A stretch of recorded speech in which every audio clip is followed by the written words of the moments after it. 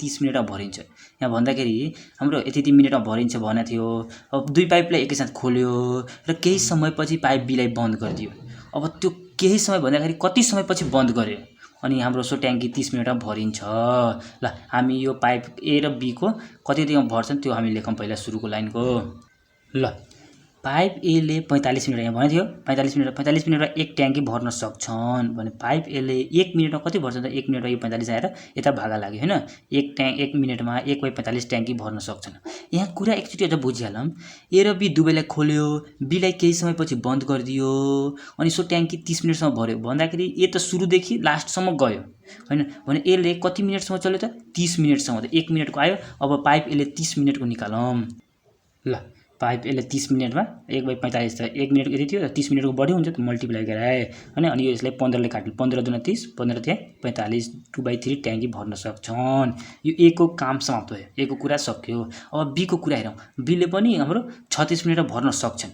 हामी फेरि लेख्ने बी ले 36 मिनेटमा एक ट्याङ्की भर्न सक्छन्। अनि कुरा यहाँ के बुझ्यो बीलाई कति समय पछि बन्द गरेमा त हामीले यहाँ मान्नु पर्यो। मानौ हामी बीलाई x मिनेटसम्म चलाए हैन। मानौ बीलाई ट्याङ्की हामी x मिनेट पछि बन्द गर्यो पाइप। ल हामी के मान्यो पाइप बीलाई x मिनेटसम्म खोल्यो हैन। x मिनेटसम्म खोल्यो त्यसपछि बन्द गरिदियो हैन। x मिनेटसम्म मात्र चल्यो पाइप बी। ल पाइप बीले हामीले त्यो कुचामा दिएको थियो कि 36 मिनेटमा एक ट्याङ्की भर्न सक्छन् भने पाइप बीले 1 मिनेटमा 1/36 ट्याङ्की भर्न सक्छन्। अनि पाइप 1 मिनेटसम्म यति भर्छ। हामी पाइप कतिसम्म चलाए त x मिनेटसम्म।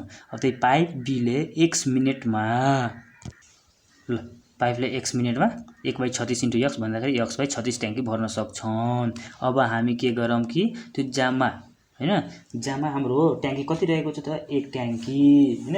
जामा ट्याङ्की 1 हैन ए र बी मिलेर भइरहेको छ दुवैको हामी लेखौँ 1 मिनेटमा कति भर्छन् कतिसम्म चलाएको त्यो।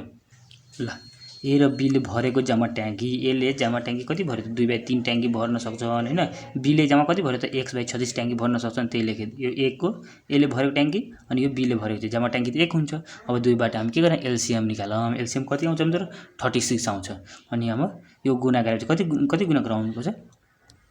ल हामी एलसीएम लिए 36 हैन त अनि यो 12 त्यही 36 हुन्छ। 12 ले गुणा गराए अनि 24 + x आयो 24 + x अनि 36 यता पठाइदिए 36 भयो अनि 24 प्लस चाहिँ यता आएर माइनस भयो कति आयो त 12 भन्दाखेरि पाइप बीलाई 12 मिनेट पछि हैन बन्द गरेमा सो ट्याङ्की 30 मिनेटमा भरिन्छ। हाम्रो भयो यो। ल यो भिभिआई क्वेशन छ।